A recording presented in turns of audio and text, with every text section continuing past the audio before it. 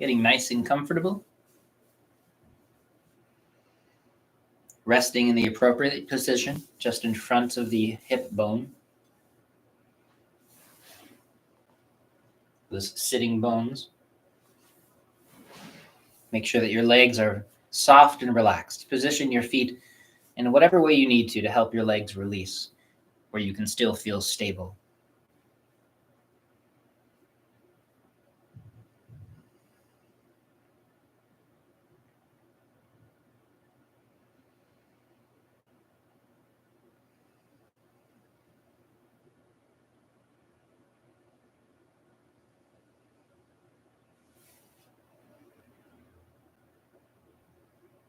I'm going to massage away my existential dread. I'm not sure who that is that's posting, but I appreciate your desire to free yourself of any heavy thoughts.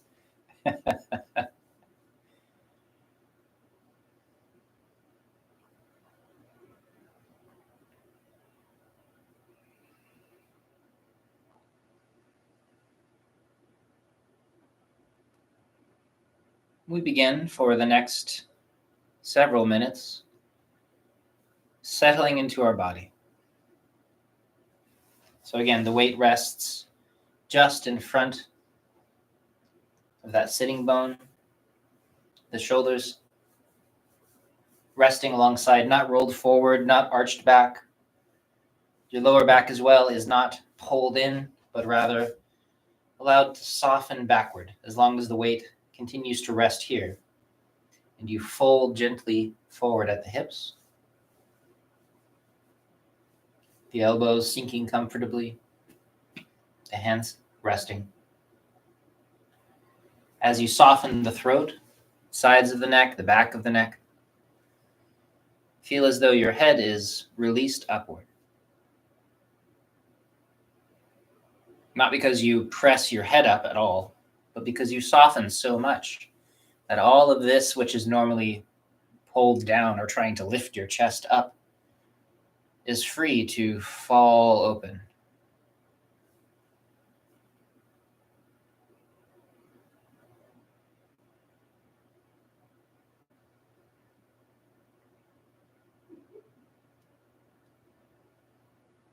Again, as you soften your shoulders and your elbows hang as though growing heavy, you can feel a sense of lengthening between the corner of the shoulder and the base of the ear. The head is released upward, shoulders settling downward.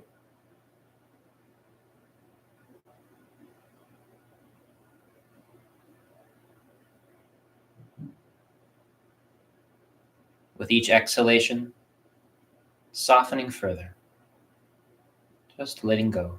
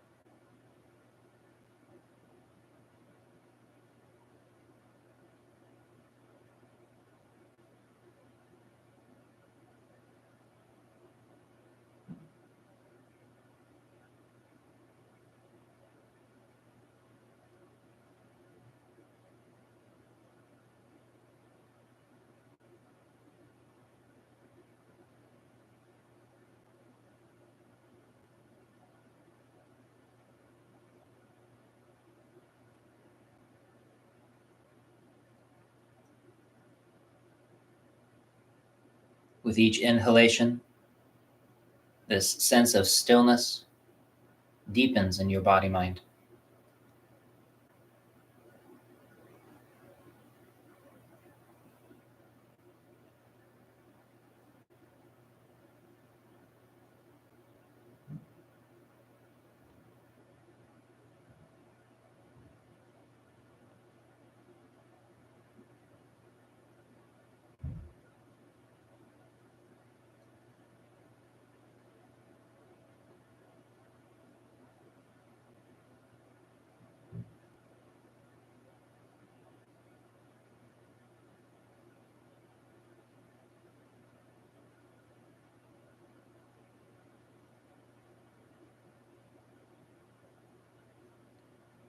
When you notice your mind wandering away,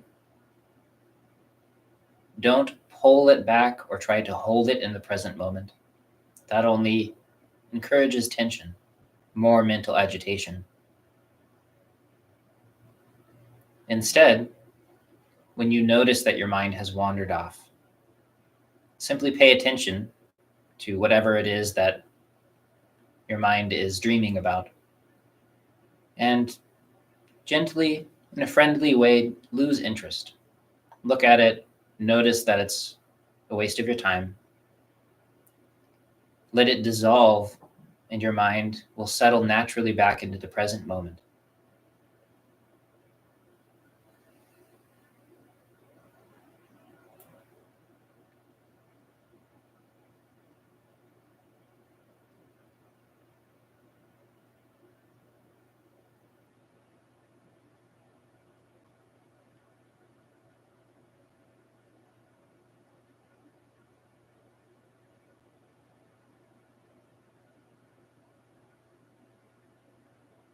In the body, we use the same principle.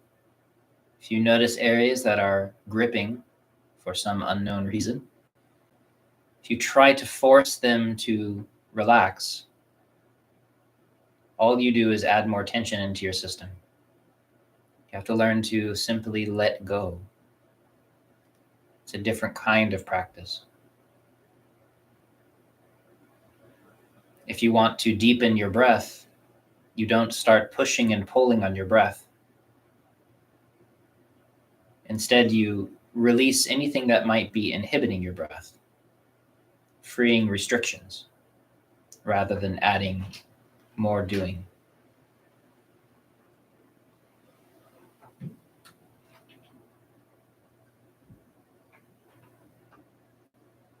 Just another few breaths, settling into the present moment.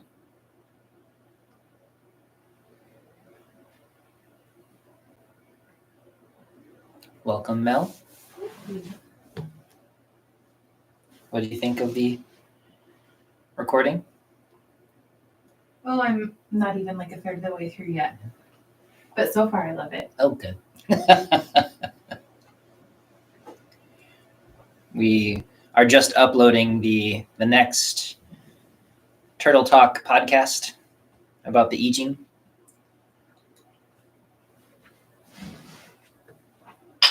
I'm awaiting Mel's final thumbs up. You have time for your portion, that's for sure. What's that? You have a thumbs up for everything you said. For my half. You did a great job. Thanks, bud.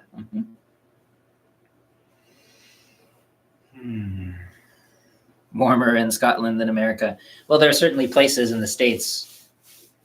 Melanie has family that lives in Texas, which is down near the Mexican border. And it's certainly been even hot down there. We're just up here next to Canada. Much more chilly. Up in the mountains, no less.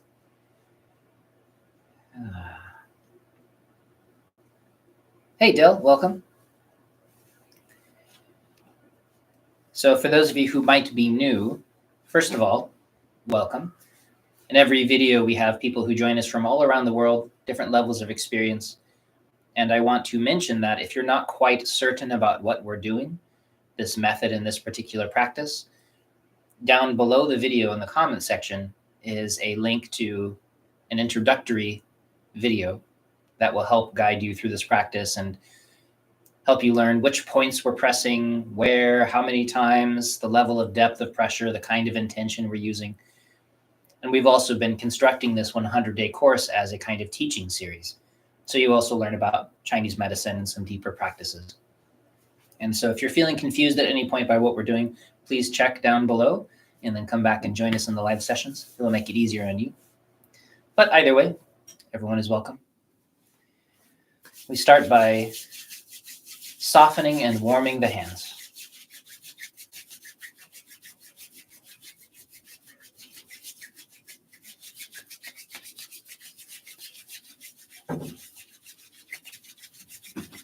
Nice little tea table you set up.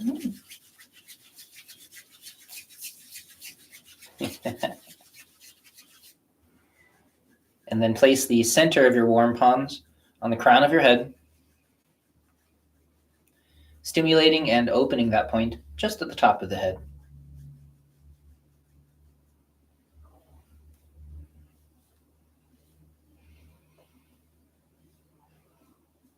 By weight, do 20. Remember that you're not pushing so hard that you're compressing your neck or forcing your neck to tighten to hold you in place. You're making very gentle circles with nearly all of these movements, just enough pressure to sink below the level of the skin, on top of the level of the muscle or the bone. That relatively superficial layer, the empty space within which we are working with this membrane and the fascia and chi flow. So your awareness, the level of the pressure, and the technique itself aims for that particular layer for this set. Most of the movements we do 36 times in both directions.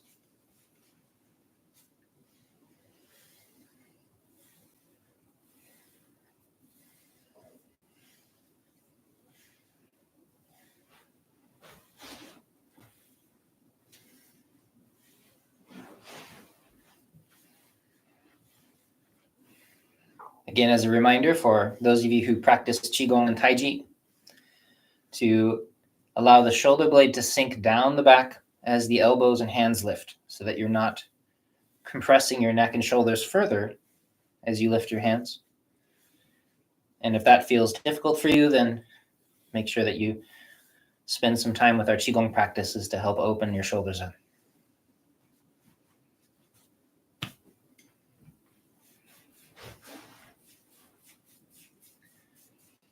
Thumb running just at the base of the skull, across these points here. Warming and releasing the back of the head.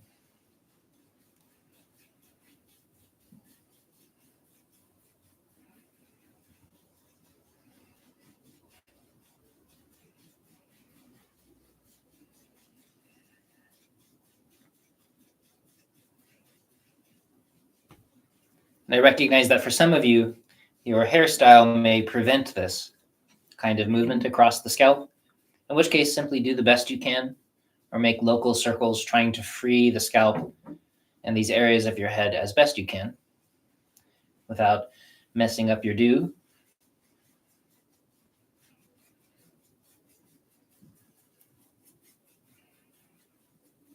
Preserve the do.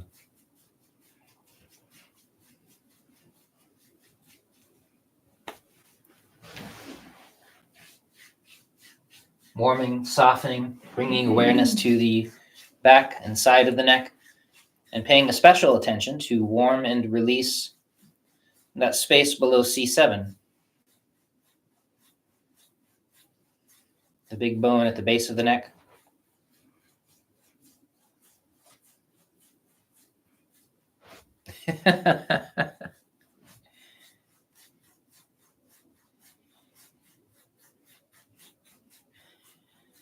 It's a nice room to sit and breathe fresh air.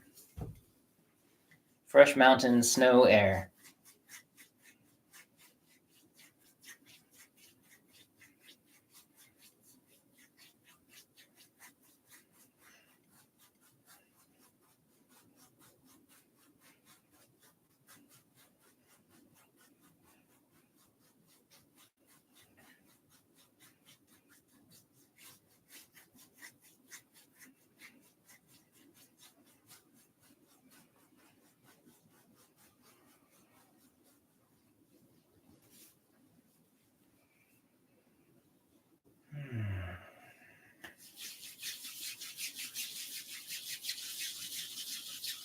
Hands nice and warm. Always only use warm, soft hands on your body. So warm as long as you need. And then you place that warmth directly over the eyes, allowing it to soak in around the eyes, softening, releasing that space just behind your eyeballs.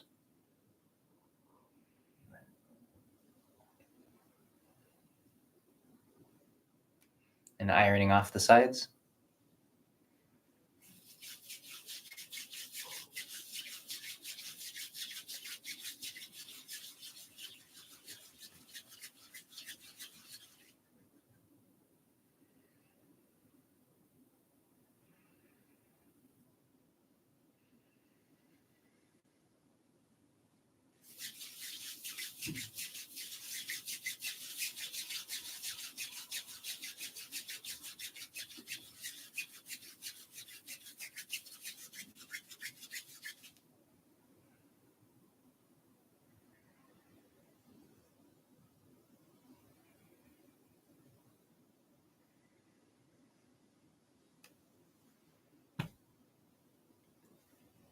Stimulating the points just on either side of the nose.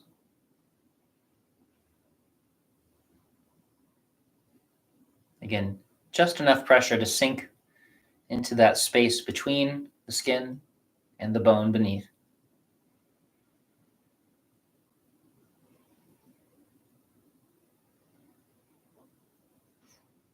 Your technique guides you there. Also, your awareness soaks into this space. Again, 36 times in both directions, unless you'd like to do more. If you're feeling congested, you can always do 100. Might help you open. One big aspect of this practice is this quality of letting your awareness soak into your body. Many people are very disconnected with their body. They can't feel the inside of their own body. And so this is a wonderful bridge and entry pathway into allowing your awareness to soak beneath the surface of the skin. So as you move and your awareness follows the movement with your hands, feel as though your mind is soaking into your tissues like water into the dry ground. At first it may hesitate, and then after a moment it soaks in. Feeling the inside of your body.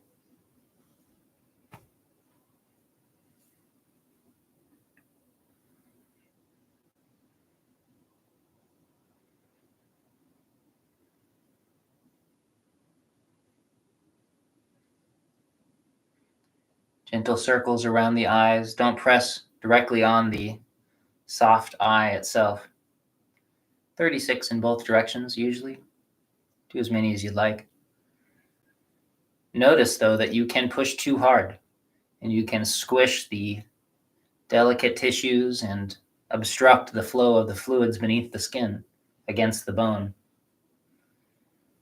If your fingers are rigid or you're just pushing too hard or your technique is moving too fast, these all disrupt this flow.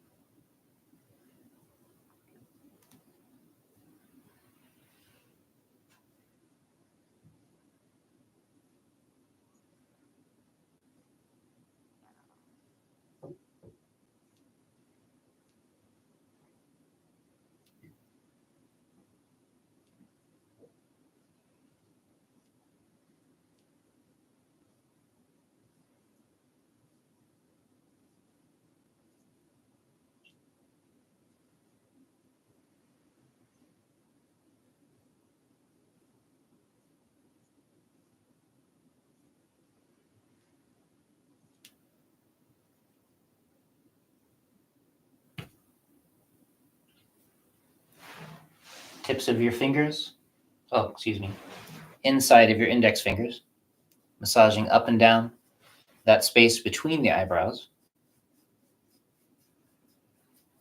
and the ends of the eyebrows themselves, warming and releasing.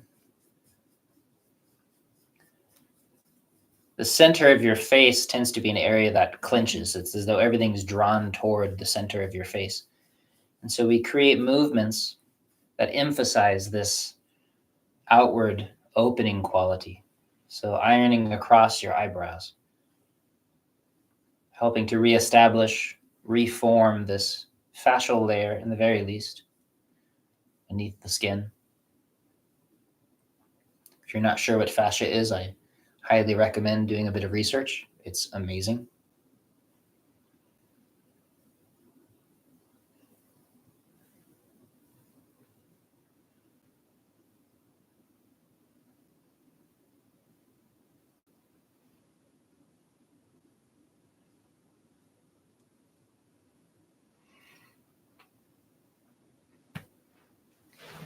And the tips of the fingers, softening that space just on the outside of the orbit of the eye.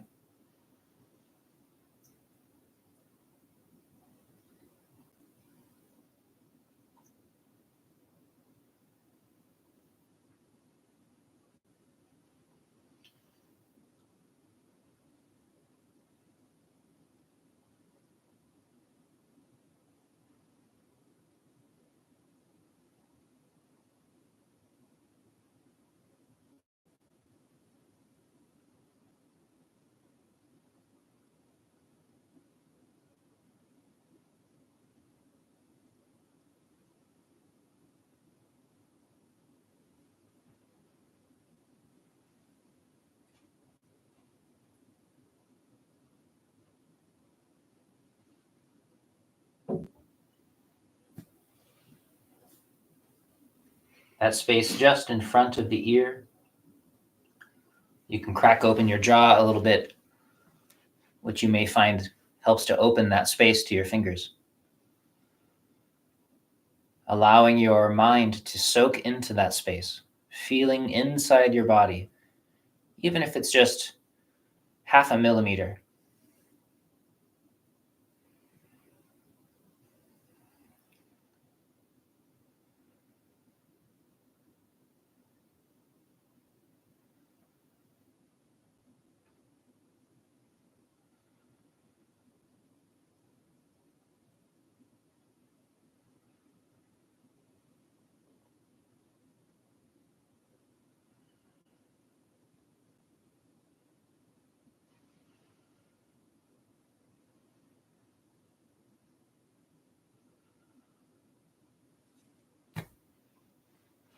Corner of the jaw.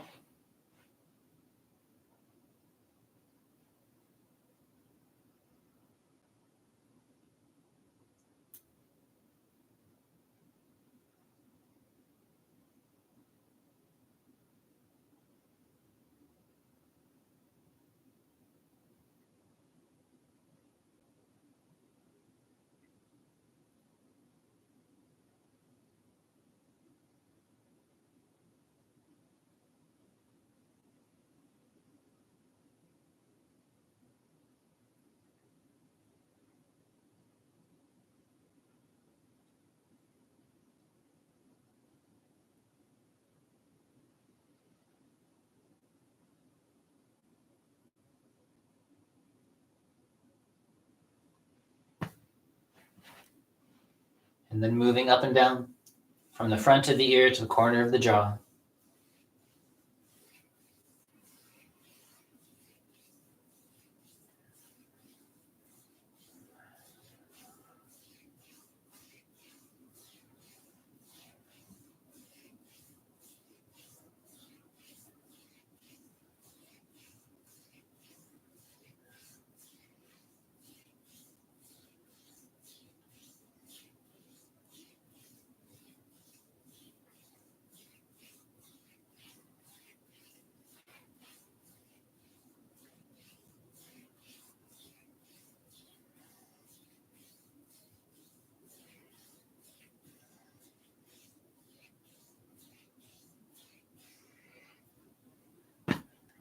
And then massaging over the ears themselves. Remember to continue until there's a sense of warmth that soaks into the ears, and it's as though this warmth radiates back out from your ears, like you're pouring hot liquid into your ears.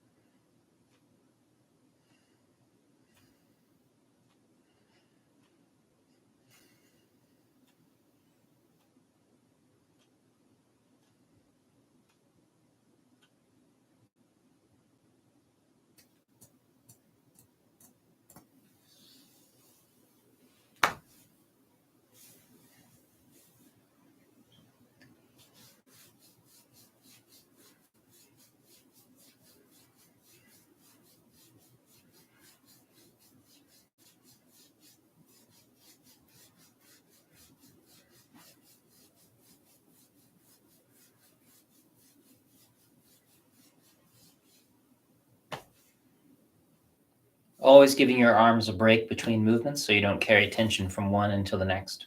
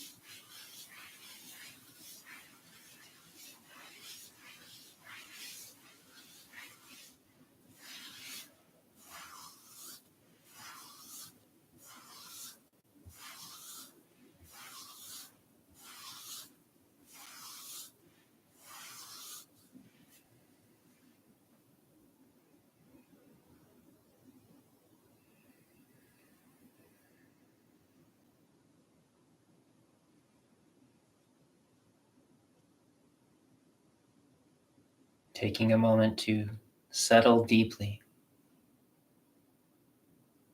If you're able to, feel that space between the navel and the spine, letting your awareness soak into your body.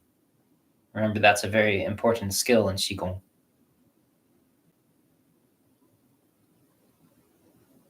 At the very least, becoming quiet and still,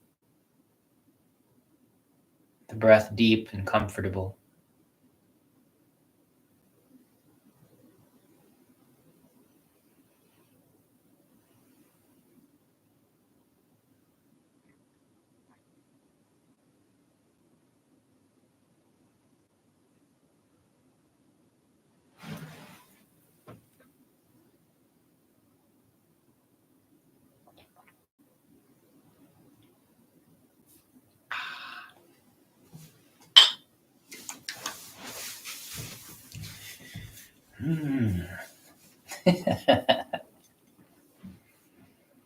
Still coming down.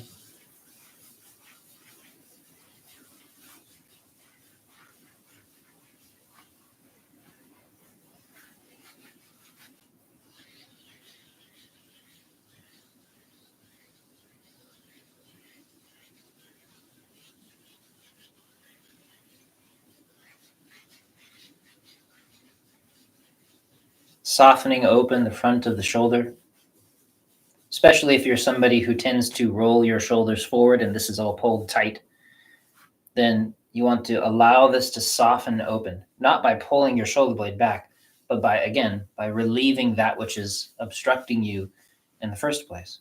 So we soften everything over and through.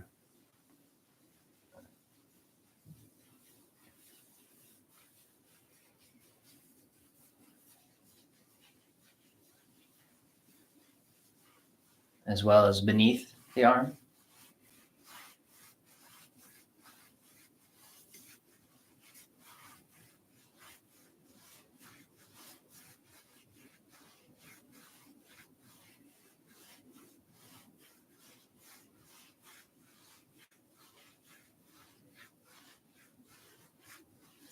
As well as top of the shoulder. Again, we're not trying to dig into these areas with the fingertips. The hands are soft. You're just using the weight of the hand to help relieve and begin to open that fascial layer beneath the skin. It's the in-between spaces that we're looking for this time. High pressure massage is fine, it's just a separate practice. You have to figure out a way to connect with this particular layer in the body and allow it to open.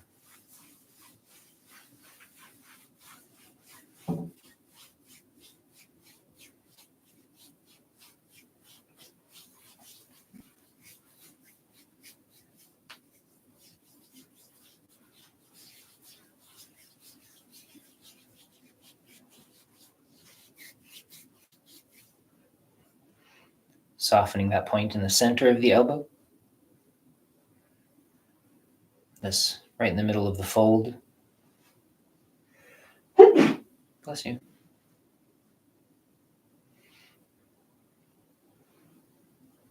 Is it warm enough in here for you? Mm-hmm. Okay. Are you warm enough? Mm-hmm. Okay. This practice always heats me up. Both directions. Again, most of these 36 times, but you're always welcome to do twice as many if you'd like, or more. If it's in an area that you can tell is either opaque to your awareness, where you cannot allow your awareness to soak into your body, that's one symptom of a deep blockage there. So you spend extra time until your mind starts to actually feel into the space where you're at. Sometimes there's literal numbness, in which case definitely spend time there. Or if you have some sense that it's an area of special difficulty for you. Many people have a lot of pain on the top of their forearm here, which is why we do 3 separate points here. You can use your fingertips. You can use the base of your thumb. You can use your thumb. You can use the center of your palm, because we're not trying to dig in. What you want to do is sense into this area. And whatever technique seems to release it in the most high quality way for you today, use that technique. Every day will be different. For me today, it's apparently the side of my hand. I don't know why.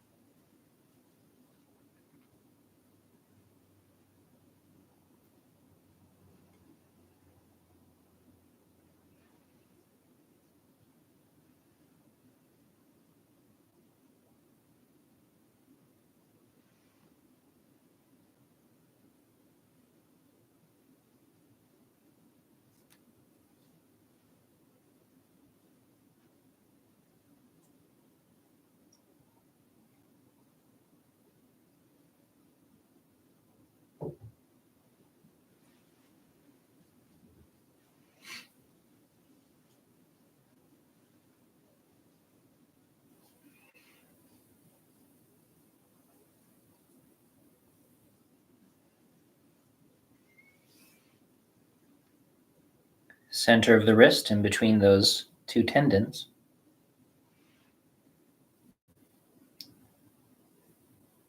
On both the front and the back.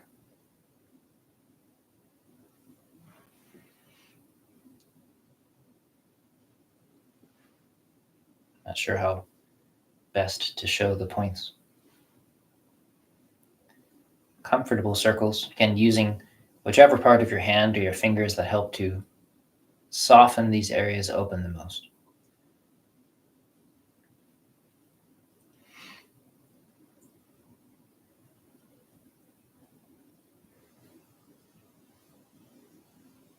Sometimes it's simply that the area seems to soften open to your mind.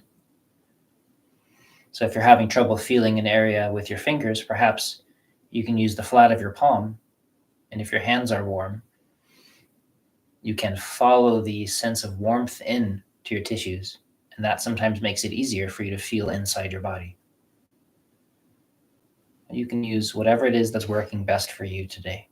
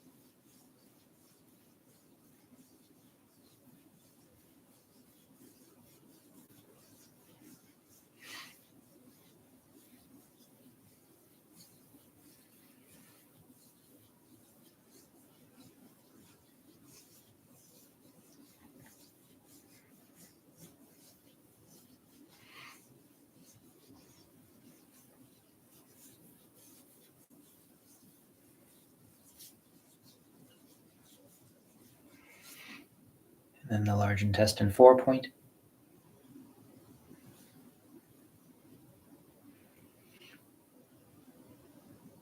And again, for those of you who are new here, if you're curious about all of these various Chinese medicine points, the theory that I'm talking about, the names or the movements of the channels, all of that is in previous videos. Some of it is referred to in the list down below.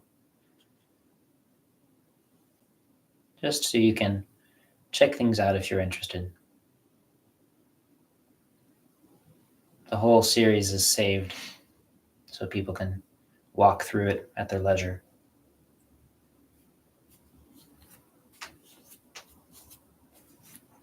Pulling off of each of the fingertips, sending circulation to the fingertips.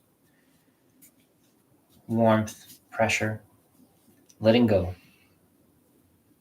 Keeping your hands as soft as possible.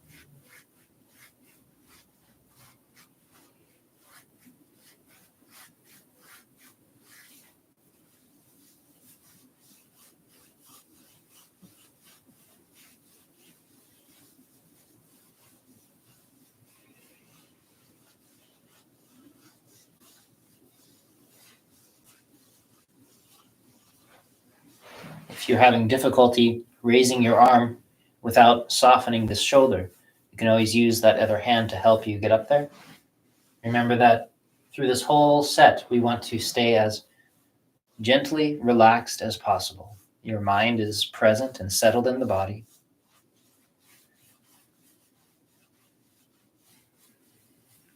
And so any movements that feel uncomfortable or feel as though they're generating tension, maybe find a different way to do them, even if you just do them softer, maybe slower.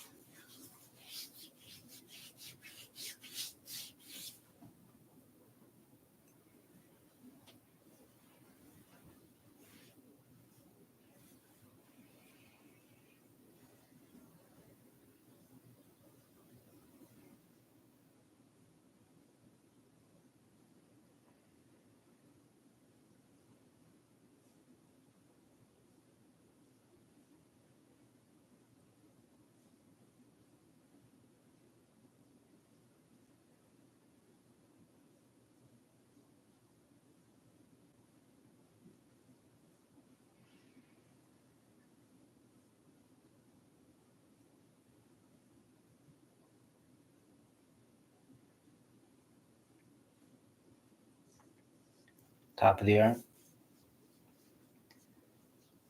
I had a long practice session this morning with Master ZhiCheng. He's so kind. He shows up extra early just so he could practice with me. And main thing, of course, I notice always is that I feel like a kindergartner whenever I'm working with him. And the other is that he mentioned how it's a very important aspect of practice. For instance, if you're practicing a Taiji form or a Qigong form, that eventually, from the beginning of the form to the end of the form, you want to be able to cultivate the quality of presence. So your mind is, for instance, settled in your dantian throughout the entire form. And that level of calm abiding, this centered, settled quality of the mind, is really important to find. And you can begin to cultivate that kind of skill here. This is a wonderful entry point for those kinds of methods. So for instance, even if you just work here with these points in the wrist, the inner and outer gates, perhaps you feel into these circulations. Maybe you count the repetitions if that helps you focus. And throughout just this one point, from the beginning to the end of this series of circles, you allow your mind to stay present, to stay settled as best you can.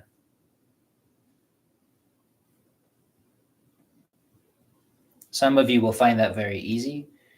Some of you will find that nigh impossible. For those of you who find it easy, then use that settled quality of awareness that you've cultivated to sink into the body and to cultivate something different, something richer, more healing. For those of you who find it really difficult, then it is definitely a practice that you should be spending time on.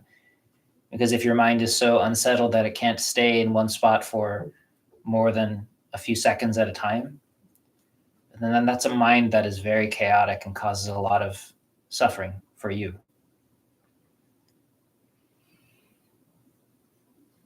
Most people are somewhere in the middle, and that's a normal way to practice. But if you find yourself on either end of that spectrum, either with a deep skill that can be applied to cultivating something powerful, or with a deep imbalance that can be healed so you can apply your mind to develop something powerful. Both are opportunities that you can notice as we practice. That's my recommendation.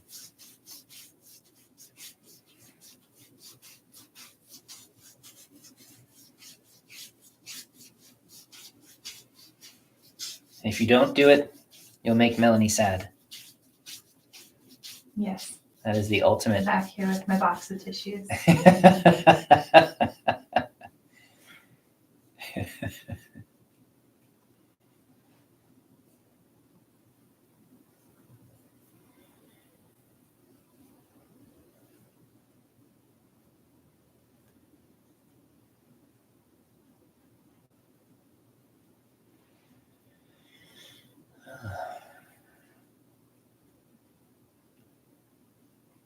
So for those of you who are on Patreon, later today, if Melanie lets me do it, I'll post the link to the new podcast and you can listen to us chat about the I Ching and let us know what you think. It's been really fun so far, and I want to encourage Mel to keep chatting with me about it, slowly welcoming her to the dark side of the world of the online sharing and teaching. It's really fun, but I don't know if anybody can relate to this. I have this thing where, I can talk to John about I Ching casually and comfortably one-on-one, but as soon as he puts that microphone in front of us, I forget everything and my mind just goes completely blank.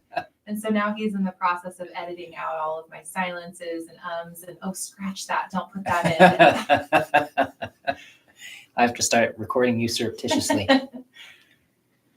Secret podcasting.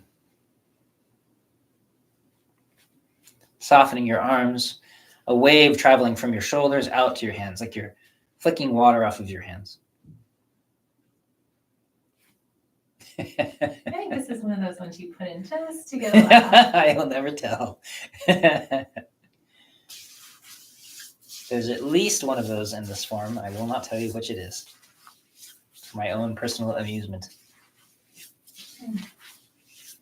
Max wants to know if the podcast is for beginners. She doesn't know anything about Yijing. Oh, yeah. So what would you like to tell her? No, go for it. This is Melanie and I. Melanie has more experience with the Book of Changes than I do. But it is a foundational Daoist text. And so when I first moved to the monastery over 7 years ago now, Master ZhiCheng stopped me from learning the I Ching. And he said, first you have to do things like memorize the Tao Te Ching and learn all these translations, and then you get to study the I Ching. I said, okay. And so it's been 7 years of classes and translating and retranslating the Tao Te Ching and learning ancient Chinese. And so now I get to come to the I Ching with this clearer perspective on Taoism and the methods, which is really neat. And so Melanie and I are starting over with the notes and the instructions of our Daoist master as a way to explore it. And we just thought that we would share the exploration with everybody. So we are literally on episode 2, just starting about talking what the heck is the Tao Te Ching, or not the Tao Te Ching, the I Ching.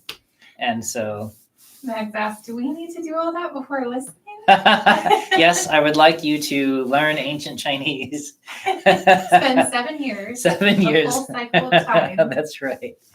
No, definitely not. No. And by the way, like, we still feel like beginners ourselves. Mm-hmm. So we're not, like, our intention with the podcast isn't to try teaching anything. It's just, like he said, kind of a casual exploration, and probably we're getting a lot of things wrong, but we're just really passionate about this particular really text. Fun. And yeah, it's just really fun. Mm-hmm. So yeah, I don't think you have to be an expert to listen. No, it's just enjoying the journey with us. It's the same that I'm doing with the Guqin videos that I'm putting up on Patreon. I'm showing from the point where I had literally never even touched the instrument, and hopefully several years from now when I develop some level of expertise, part of what I'm doing there is I'm just demonstrating good training habits, like what it looks like to practice. I want to encourage people to practice. And that's what we're doing with the I Ching. We're just taking people along with us as we dive deep, and we really learn what it is and what it's about. I look at the traditional Chinese and we kind of pick it apart rather than just leaning on bad translations and things. And so hopefully it's educational for all of us. And then it looks like we have a possible newcomer in the chat, GGP89, who asked a question earlier about the Tao. And so I know you probably want to save questions related to philosophy for the end. Definitely, yeah. Just wanted to let this person know that we see your question, and we see your question. We'll answer it again. That's right. We have Melanie as the question gatekeeper, and she'll read questions at the very end, and we can dive into it. And we have a number of people here that can, with varieties of experience, and we can chat about it toward the end of class. But we didn't do closing yet. Let's settle.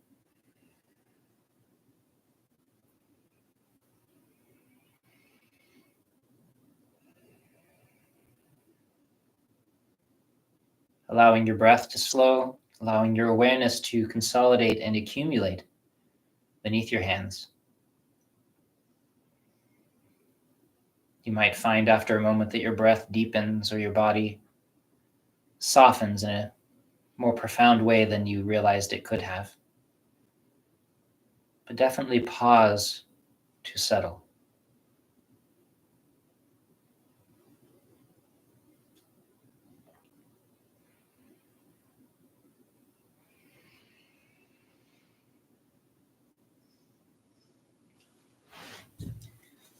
Let's do this one.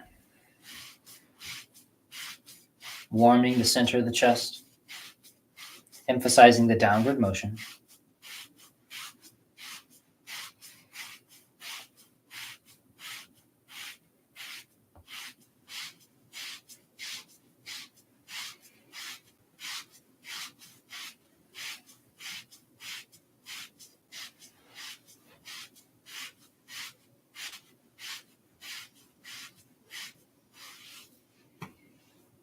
And then the solar plexus, softening with your fingers or your palm, your knuckles, whichever area helps you release that deeper layer more easily.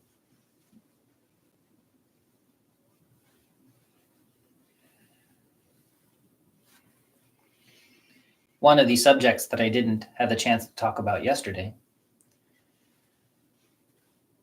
The last couple of days we've been describing the 5 exhaustions and the 7 injuries in classical Chinese medicine. And one of these injuries is emotion that is trapped in the body and damages the body.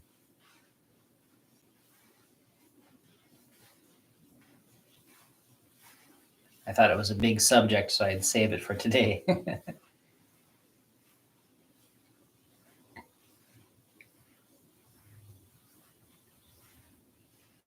And it's something I mention from time to time, especially when we work in this area of the body. Because for at least a number of the people that I know come here, they struggle with a history of anger or issues of repression, shame, guilt, rage, these qualities. And that form of emotional expression is always toxic and damaging. In fact, one of the 7 injuries was the liver is injured by great anger. But oftentimes it's not just some explosive release of emotion that's damaging. Sometimes it's the suppressed emotion. It's a movement that gets trapped in the body. Just in the same way that if I have a very angry day and my shoulders tighten and my jaw tightens, and then at the end of the day, I don't release my shoulders or my jaw, so I just am now tight in those areas. And that's a very common problem.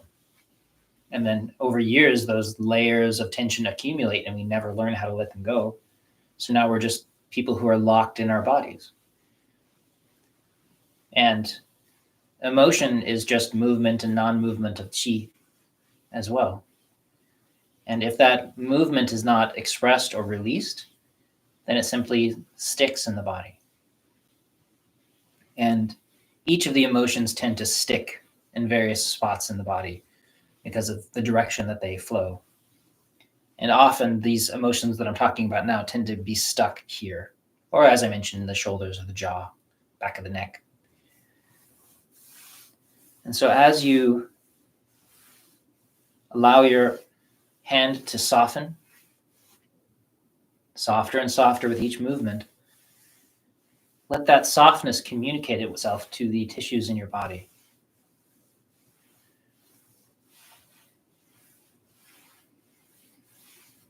Like 2 tuning forks, if you ring one and the other is the same kind of tuning fork, that also begins to ring. You're letting the softness in your hands resonate with the possibility of softness and release in this area of your body.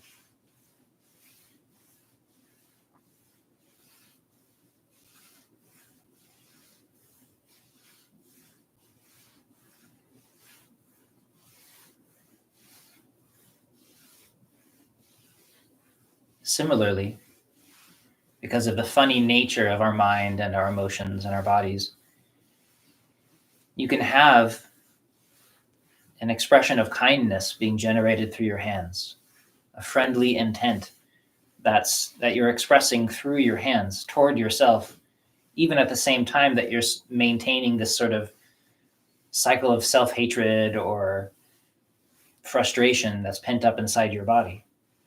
And so you can generate an antidote, a healing wave, a healing herb almost in your hand that's directed at your own body. And that healing, of course, is this form of kindness, this unconditional friendliness. So often what we direct at ourselves is judgment and pain and harshness and anger, and those things accumulate in your tissues.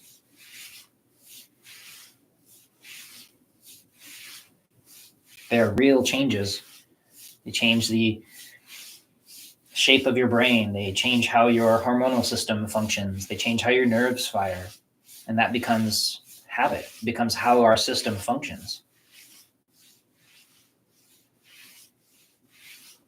So set all of this free, letting it go.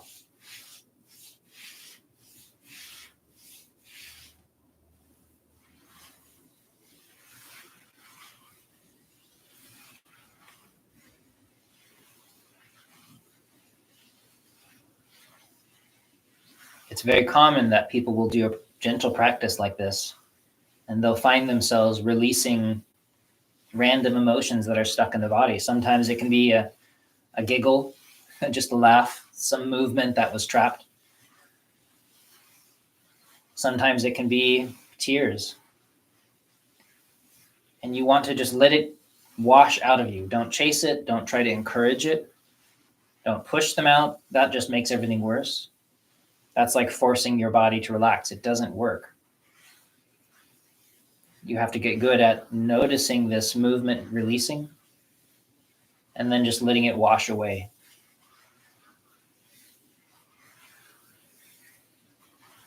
Neither encouraging nor avoiding.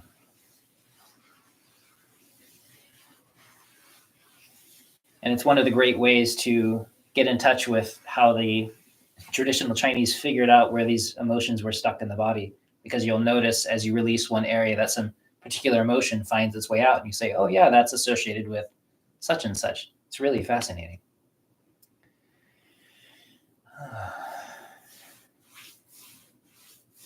Yeah, John and I were talking the other day about how Qigong can bring about all of these repressed emotions. I was practicing and I was feeling deeper into my stomach than I usually do. And there was just this really strong urge to cry. Mm-hmm. And not about anything, like there was no memory attached to it or thought. It was just, I imagine, one of those deeply buried That's right. emotions. Who knows when it was going to come out and you repressed it when you were 6 or something, and it just has stuck there. It's amazing.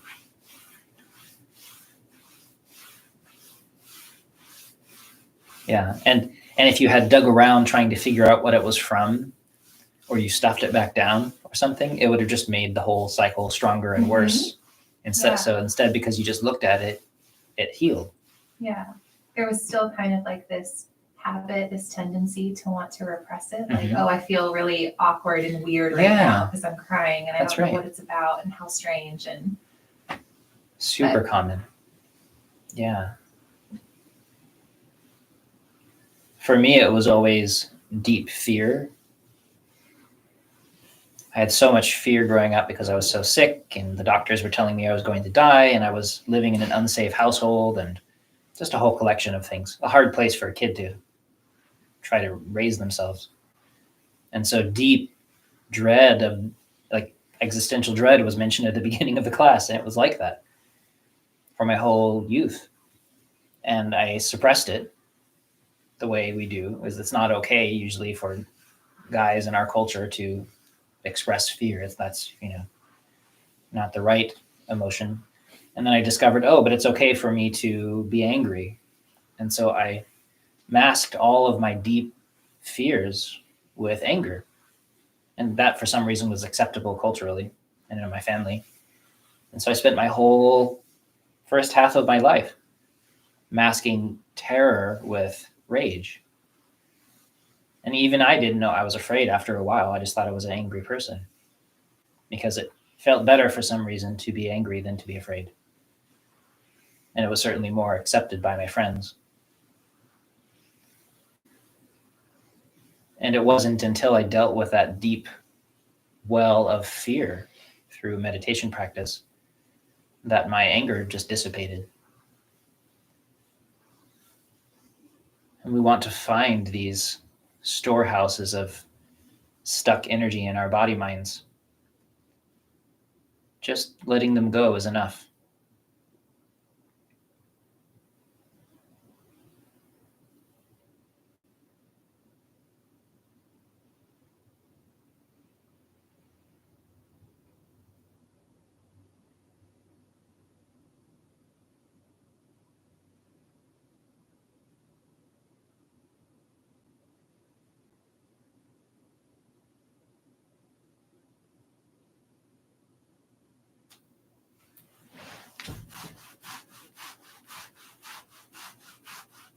I should drink my tea.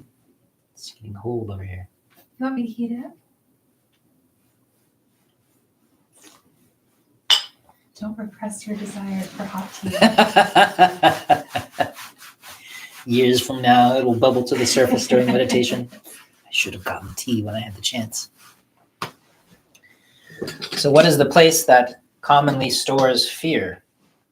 Here, back here, often in the knees, bottoms of the feet.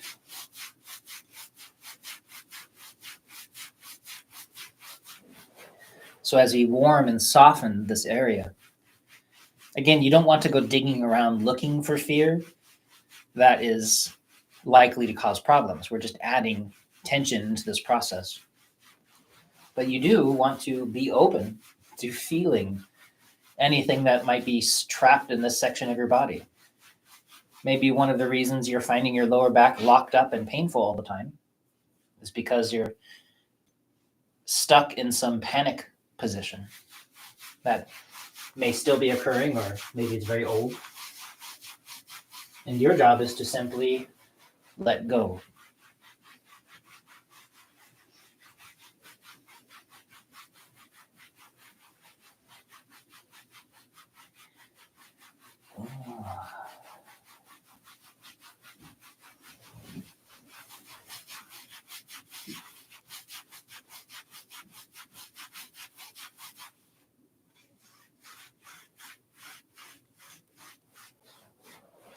Yesterday, when I was talking about the quality of will that's associated with the drive for life and some qualities of willpower, that which gets us out of bed in the morning, that quality, it's deeper than that, but that's some of it. That is associated with the kidneys and with fear. And one of the things that weakens the will over a lifetime is this repressed fear. That's actually one of the things listed in the 7 injuries list that I was sharing yesterday.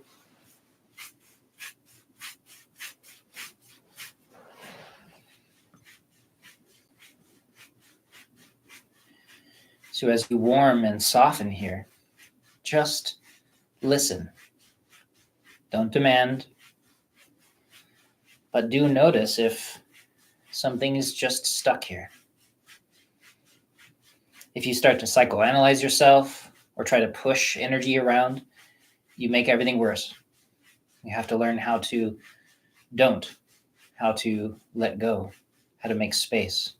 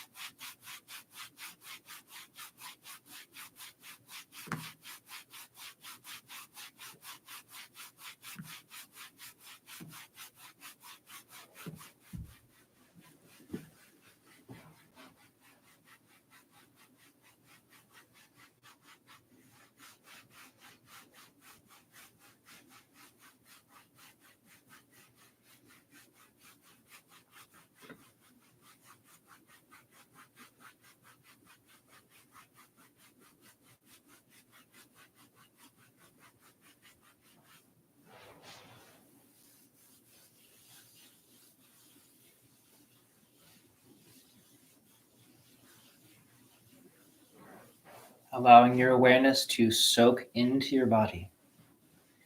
If you notice yourself being distracted, Notice whatever it is that's agitating your mind and just soften around it.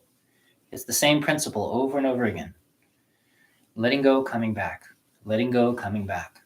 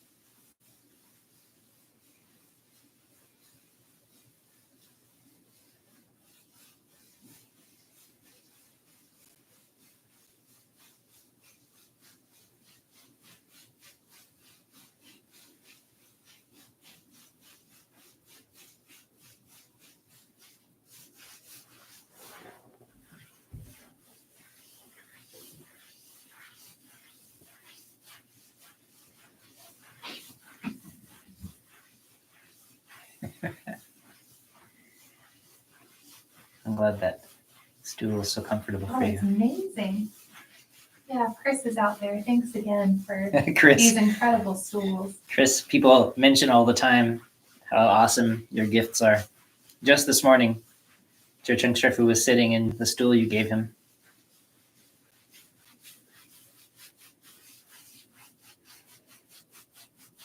Yeah, it can't be understated, at least in my case, like how much of a difference the right chair makes. Yeah, that's right. Yeah, for those of you who don't know, well, I'm a perfectly average human. I buy medium for everything. I sit in a chair and it's designed to fit me. I'm the random average white male that the world seems to be built for. So it makes things very easy for me. But then there are other people around, of course, who are the world doesn't seem to be shaped for. And Mel is one of those people. And so we are lucky enough to have access to things that fit her body better.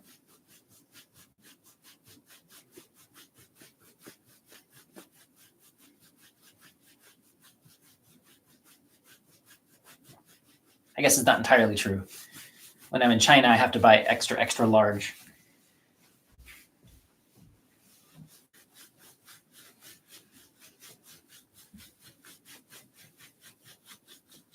In Xinjiang, they sell all of these, the Kung Fu clothing and the Tai Chi shirts and shoes everywhere.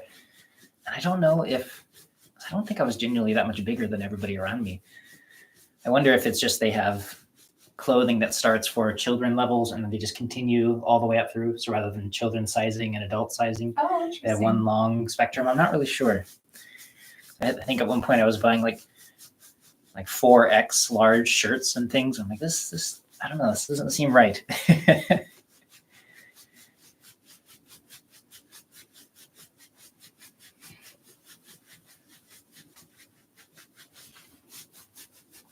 And they all shrunk to be the size for infants anyway, and so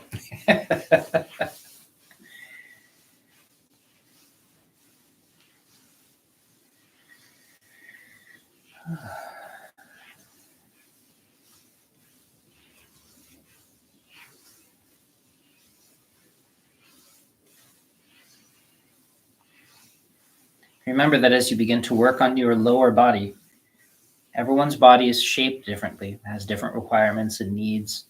Some people are more flexible than others. And at different times in your life, that need will change anyway. And so find a way to be comfortable. If you're shaped more or less like me, then simply keeping your spine straight and flexing at the hip so that this can stay long all the way through. And then as you circle, all you have to do is soften your arms. And you allow all of this to release so that you're not bracing yourself up. If you're starting to feel exhausted in your back, you have to find a way to let go or reposition yourself. And you can do this lying on your back if you like. You can put your feet up on the wall. Do whatever you like. You can do one leg at a time. Sit on the floor, sit on the couch. It's very important to be soft and comfortable as you're asking your body to let go. If you're practicing Qigong or meditation, or you're attempting to restructure your body, like we do with Tai Chi practice or any of the internal arts, then you will want to learn to be flexible, and you will want to learn how to sit and move so that your body can open to become more efficient at moving qi around. But for most people, they don't need that. They just need to be comfortable. And that is perfectly reasonable.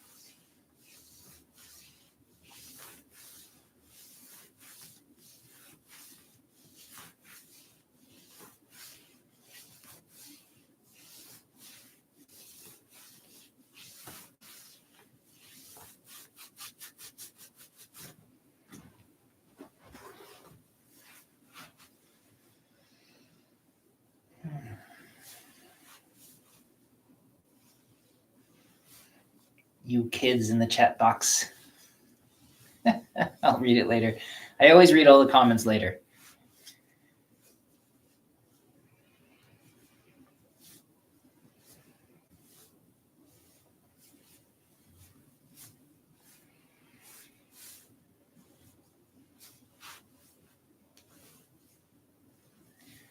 Remember, even here as you press into the base of the calf with your thumbs, keep your hands soft. Every single movement through this whole 90-minute form that we do should allow your hands to become softer and softer and softer, so that by the end of this set, you have been practicing letting go of your hands for an hour and a half. And it is a really powerful way to practice. Softening your hands is of utmost importance in all of these methods, even just seated meditation. Yeah, ZhiCheng says that it informs the rest of the body. That's right. Yeah. Yeah, the hands, the face, the eyes, your tongue, these spaces that we most identify with, that our brains are built around.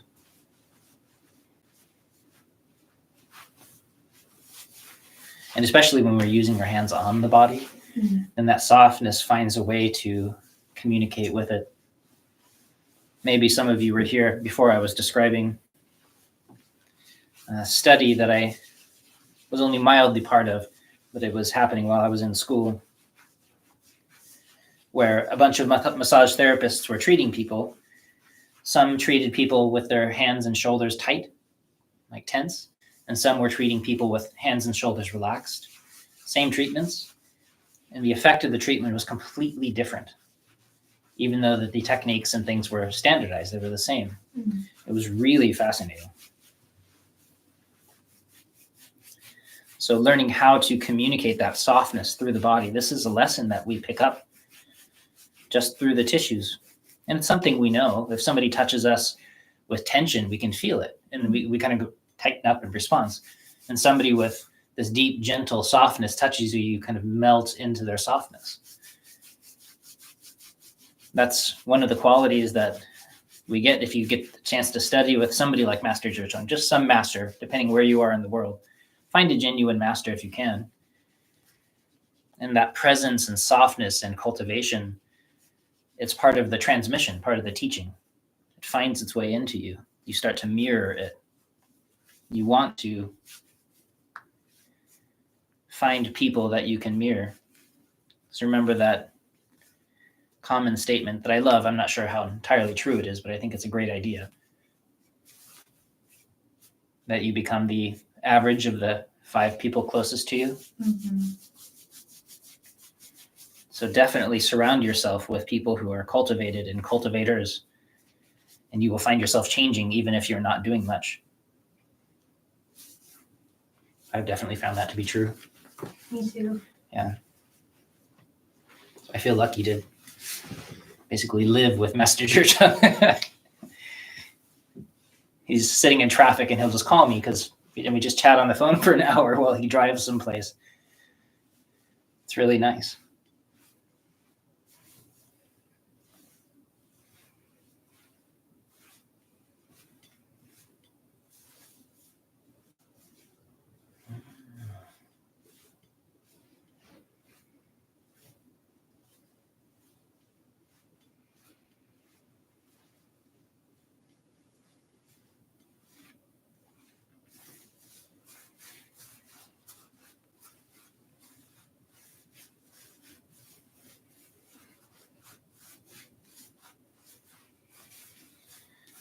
So with your repressed emotions, everybody has them. Sometimes they're just movements stuck in the body. You don't have to analyze them. It's actually better not to. Chinese medicine isn't always a big fan of different forms of psychoanalysis because it can feed into the cycle of identification with our feelings. Oftentimes it is helpful. I'm not telling people to not go to a therapist. We have a wonderful expert here with us. At the same time, do not obsess over your feelings and your thoughts. Learn instead to uncover and let them go as best you can. And when you need help uncovering and releasing them, there are experts who will help you with that. And I highly recommend it, especially if you find yourself in a very dark place. I know that sometimes we find ourselves in that. And somebody here was making a joke about it when we started, existential dread, which sounds humorous. And at the same time, it could be serious. And in those times, you want to reach out, and you want to find people to talk to, and you want to find a way to let go, because we're not alone, certainly not in this world. So whoever is hearing this, because people will watch this video in the years to come, maybe, if you are finding that you are in a difficult place, just having a hard time, please do reach out, either your friends or your family, or somebody who spends their life studying and learning how to help people, because those are people who often genuinely deeply care, and they would want to help.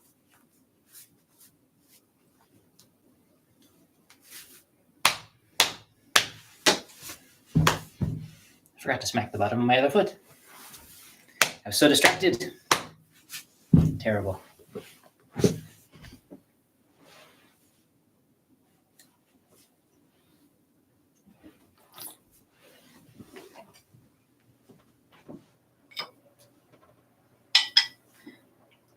Gosh, that snow's piling up.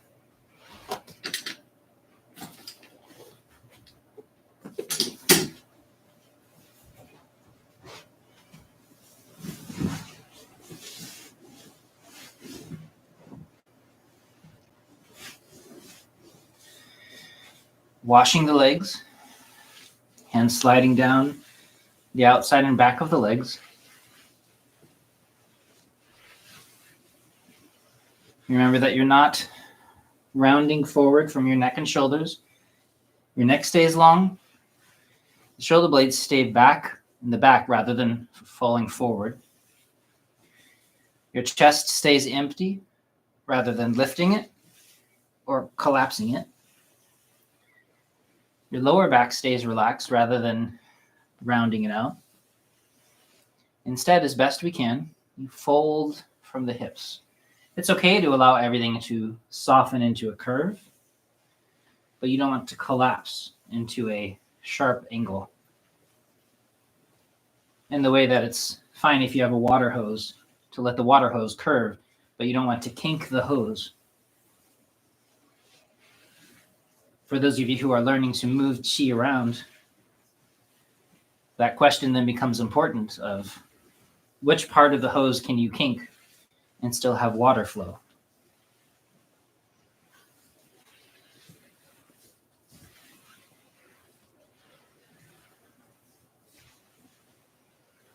Moving only as far as feels comfortable. You do not want to try to stretch. No stretching in this class. You just soften open. Everything is soft and easy. And if it feels difficult, then you've gone too far.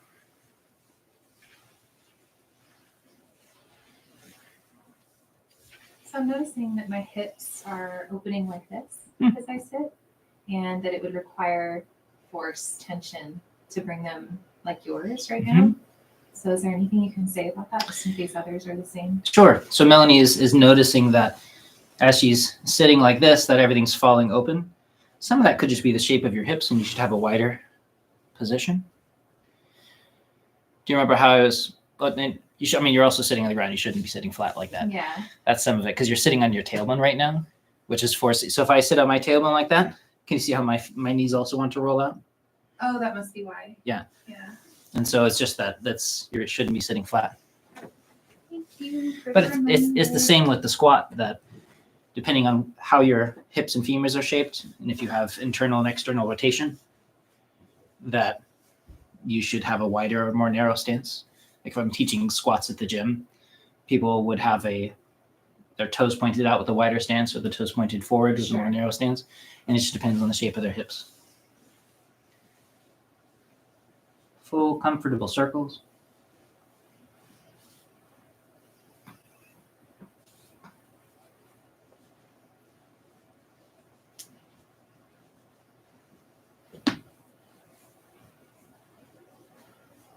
Make sure that you're circling all the way from the base of your hip.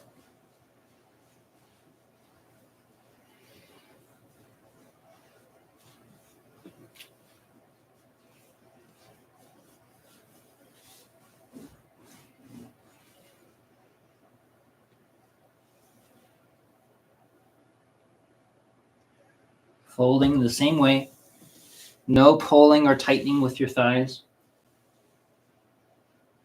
Engaging your feet, lengthening through your spine, softening over only as far as it feels comfortable for you to move. You want to be comfortable. You're trying to lengthen your body, lengthening through this kidney channel, through the bladder channels, and through a deeper internal line, helping to spread that open. But the second you start to contract or condense your tissues, then you are doing the opposite.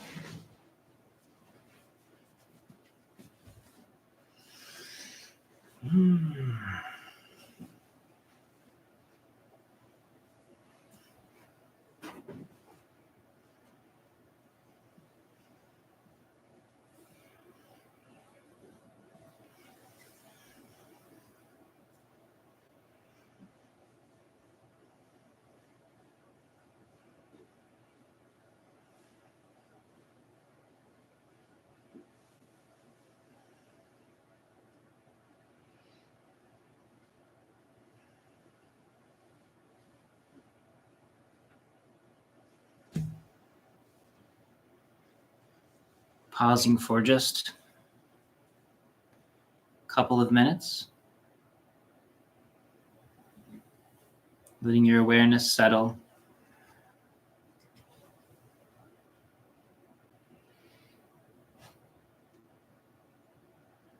If you'd like to lie flat, of course, you're welcome to, if that helps you release.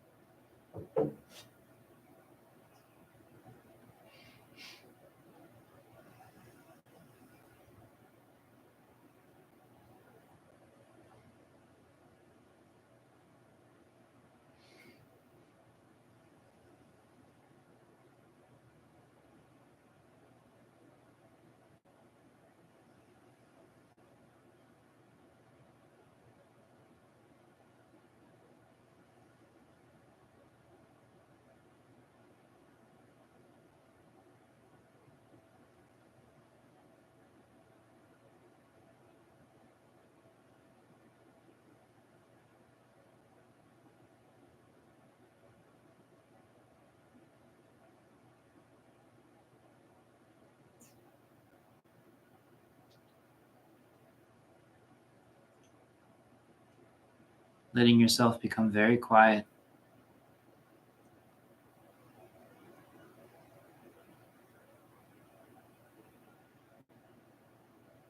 Again, this capacity to settle and become still is the heart of all Taoist training. Stillness is the main method of cultivation.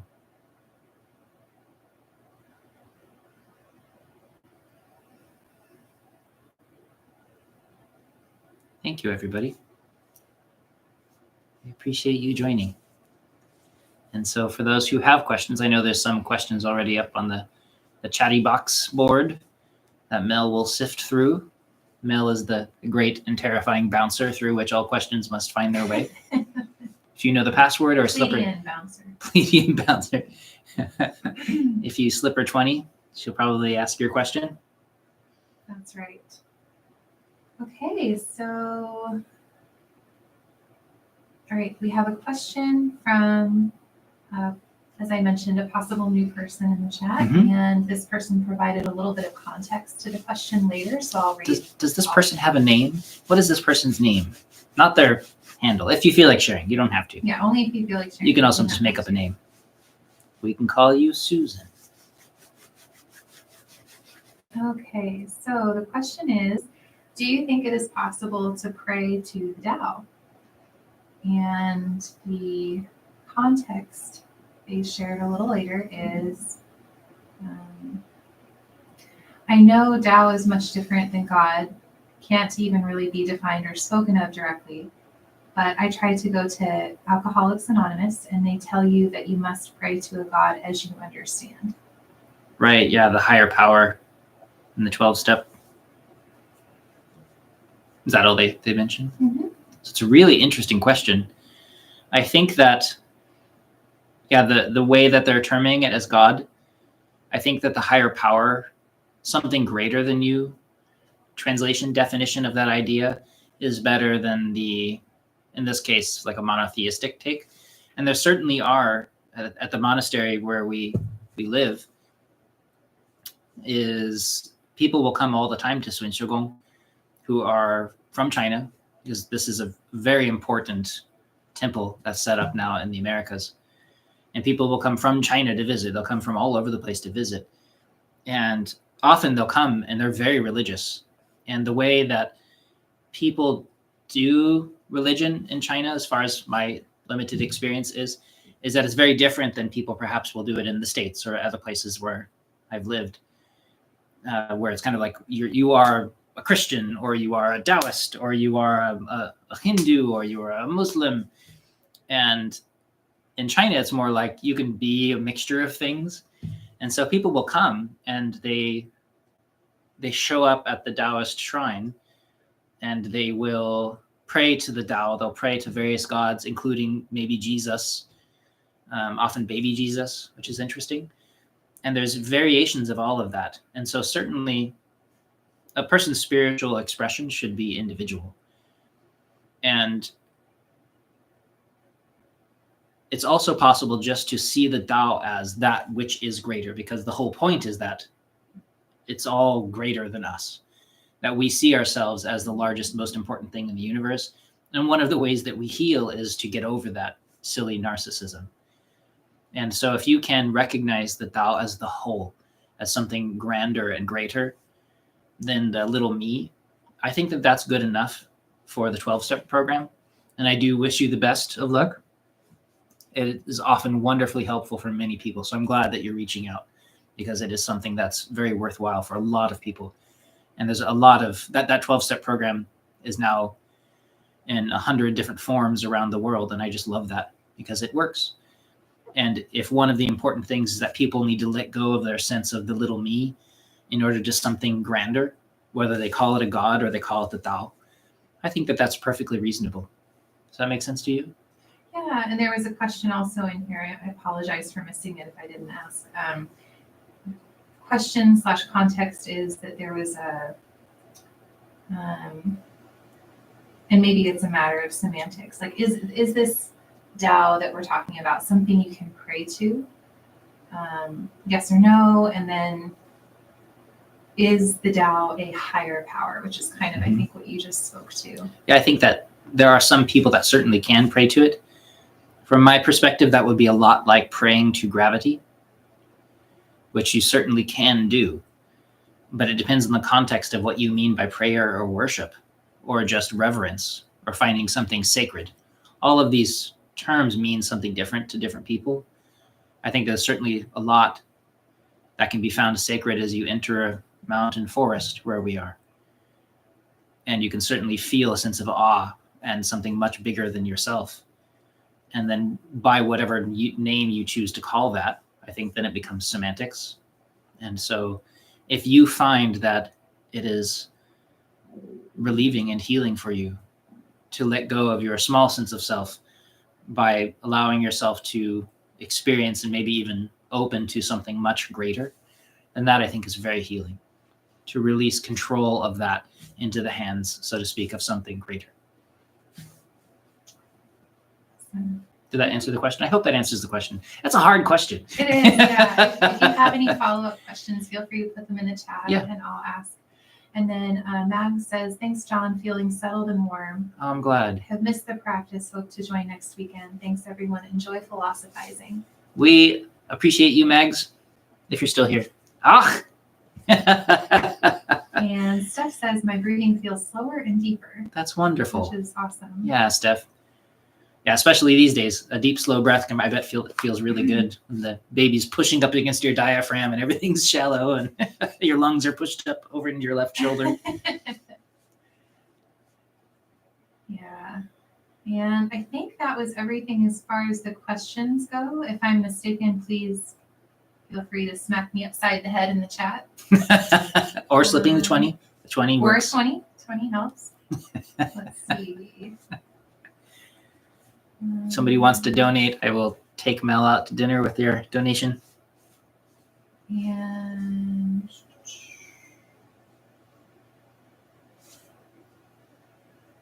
okay. So Del mentioned here at the end, in response to that question, he says, God cares about you, but the Tao does not care about you. Sounds kind of harsh. And then he says, wait, that came out wrong. Help me out, John. I think that, go ahead, what were you going to say?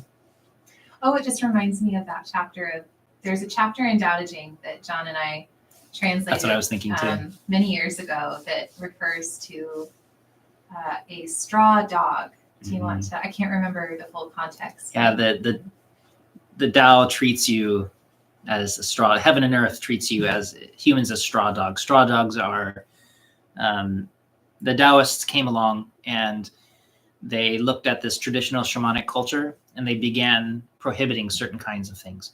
One of the things they prohibited was animal sacrifice, blood magic, this kind of thing. It's considered to be not so great for a lot of good reasons. It's the thing I appreciate that Taoism did.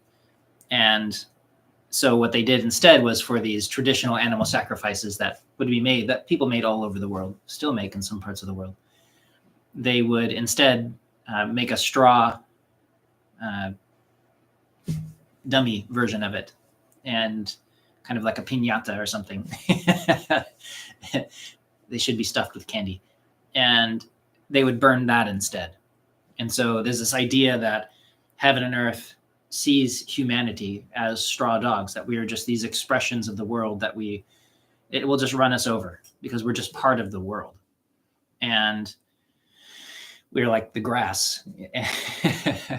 And so, gravity doesn't care if somebody drops a car on us. It's not going to think about it too much as the car comes and smashes us. And it's that kind of impersonal quality, I think, that Del is talking about. And certainly, again, there are people who think differently, who think that the Tao is inherently conscious and loving or present or angry. Probably not the angry God in Taoism, but these are all possibilities, and people find the expression of the divine personally. It's always something people find inside. And so no one can ever tell you how somebody's doing something. And I certainly can't be the spokesperson for all of the wide Taoism, because there's so many different takes upon the Tao.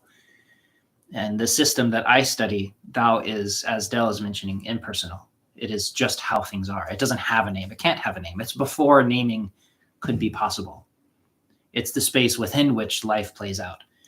And so it's certainly a higher power, and there's certainly a lot of sacredness and maybe even something divine that can be found within that and within yourself.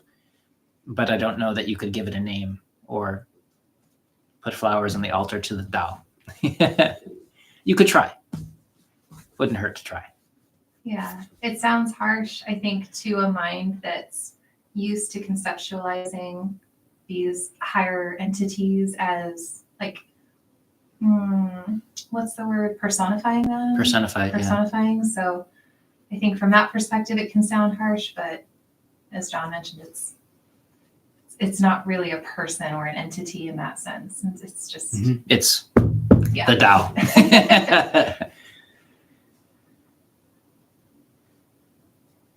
Any other questions? Honorable mentions?